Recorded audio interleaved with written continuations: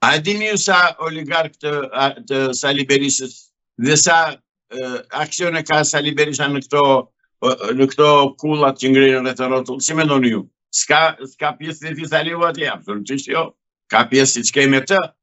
Është pjesë e shfrytëzimit dhe vjedhjes e grabitjes së pasurive kombëtare Sali Berisha. Është aktor dhe regjisor bashkë me Edi Ramën. Ore vjedhin bashkë këta të dy. Sali Berishës nuk ka burdhën që t'i ngrihet për t'i dalë kundra. Se kushdo që i doli kundra, që në 92-shin deri më sot ka gjetur vendin. Ca janë sëmurur në kancerit, ca kanë vajtur për check-up në Napoli, një 5-6 kanë vajtur në Napoli që kanë ndruar jetë. Pra nuk guxon më njëri, i kanë parë dhëmë të ujkut me Sali Berishën. Sali Berisha të vret. Sali Berisha nuk kërkoi, nuk bëri asnjë hetim për vrasjen e Remzi Hoxhës. U lëret e Remzi Hoxha nga varri. Dhe vrasë që ti mori strehim politik në Londër. Dhe se kërkon asnjëri. Pse se kërkon? Mirë Salim se kërkon se kish dorë të ti.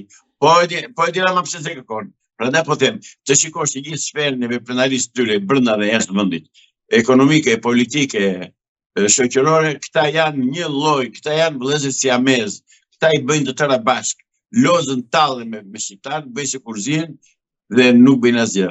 E thash këtë për arsye sepse nëse do ishte opozita me të vërtetë opozitë shqiptare, Edi Rama nuk bënte 24 orë në pushtet.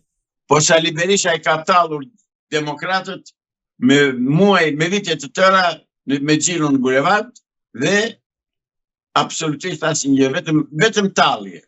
Vetëm shiko more se vjen dhe njerë pa qoç, ka thënë njëri njerë. Edhe ky i nxjerrën pas në bulevard, i nxorri bulevard shumë kohë, e pse i nxorri, çfarë bëri? Një vrim në ujë. Isa Edi Ramës mos kemera këse këta adelet që ka mund një rregullojnë këta, mos kemera këti. Se s'ka kundështar politik, s'ka konkurencë në Partinë Demokratike. Ashtu si kurse nuk kishte konkurencë në Partinë e Punës me Enver Hoxhën krye. Sali Berisha është një Enver i dytë në drejtimin e partisë. Po ashtu, e njëjta politik është Edi Ramës. I kanë vënë në thundër, i kanë korruptuar, i kanë komprometuar, disa me para, disa me krime, dhe nuk ka burë që i kontrolluan. Këtë bën mafia. Kryetarët e mafjës, kapobandat me kështu i korruptojnë ata mbështetësitë e tyre që po komandojnë botën. Si mendoni për të mbetur sërish tek Erion Veliaj, si mendoni, a është shantazhuar apo kërcënuar Erion Veliaj që u tërhoq nga vendimi i tij për delegimin e drejtimit të Bashkisë Tiranës dhe që tashmë nuk ka më atë reagim që ka pasur në ditët e para? Padyshim. Se lot topi.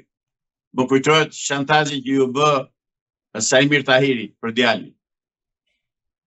Këta janë, por të thash, aty mbretëron më i fuqishmi i lukunisë së uqërve. Janë një lloj të tërë. Nuk është më pak bandit dhe hajdut Erion Velia. Por më i madhi, më i forti është Edi Rama. Sepse ka qelsat më shumë, ka pushtetin, ka kareken, dhe detyrohet që t'i bindet. Po të shikosh në mbretërinë e uqërve, një është që komandon gjithë lukunin. Të tjerë t'i binden të tërë me radhë. Nëse ndonjëri e kundërshton, ai që është më i fuqishëm, vetë e kap dhe ai ujku i dobët bishtin në shale dhe ikën. Që gjë bëri Erion Velia. Erion Velia nuk është trim, nuk është politikan.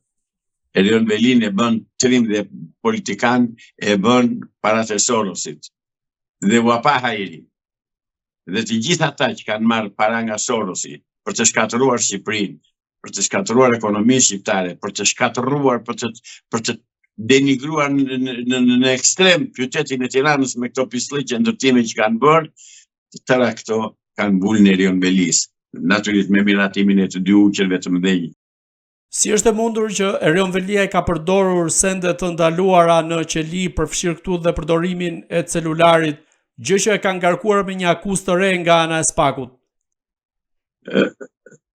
Celular të tij nuk di të ketë, po që përdori celularin e policit.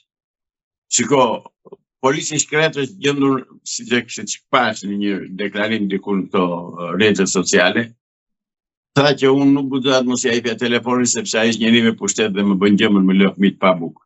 se këta varësit e tyre i kërcënojnë me bukën e gojës, eksaktësisht me bukën e gojës. Këta janë sadist, këta janë kriminal, këta nuk kanë shpirt dhe moral njerëzor. Moral s'kan fare këta as moral njerëzor, as moral familjar, as ndershmëri, këta janë bandit në të tëra fushat. S'kam që them më tepër. A mundet që Erion Veliaj të bëjë të penduarin dhe të rrëfejë të gjitha aferat korruptive të qeverisjes së kryeministrit Edi Rama? Vetëm po siguroj familjen e shtetit të jap strehim politik diku familjes. Vetëm ashtu po. Sa kohë ka familjen këtu brenda është e pamundur ta bëj. Është e pamundur, ka të pamundur. Nuk mund ta bëj dot.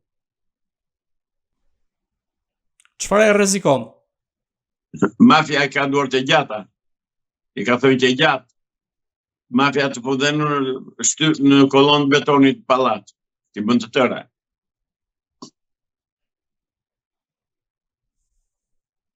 Unë e kuptoj pozicionin e Erion Velis.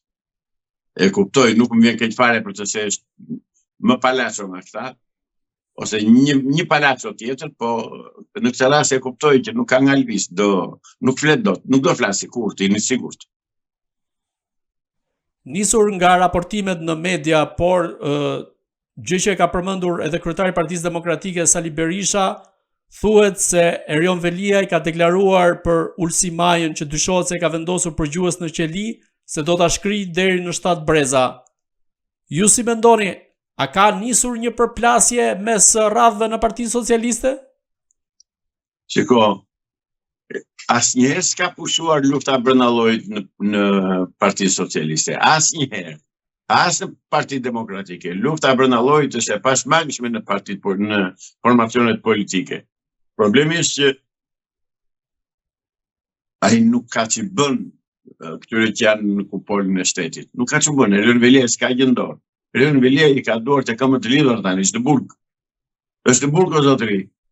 Kushdo që shkon dhe takon dhe shikon që ai ka mbaruar si njeri. 2 orë të rish në burg, edhe ti këllmendje kokës, jo më të rish me të dish që të pret një burgim afat gjatë, si që pret Erion Veliaj.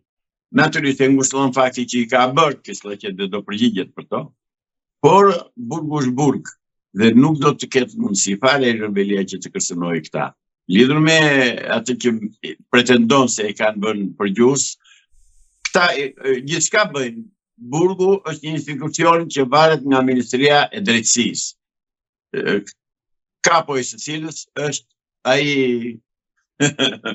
është ai miku i Ndrosit 183 në Dibër. Por e këta janë mafiozë të tërë. Këtu s'ke këtë zë që këtë lësh. Edhe Erion Veliaj një mirë se kush është Ulsi Manja. Edhe Edi Rama e di mirë dhe e përdori të shkatje bëj këtë. Pra janë, të thash, janë kasafytjet brenda llojit. Dhe përfiton ai që është më i forti, më i fuqishmi. Në këtë rast përfiton ai që ka karrikën më të madhe.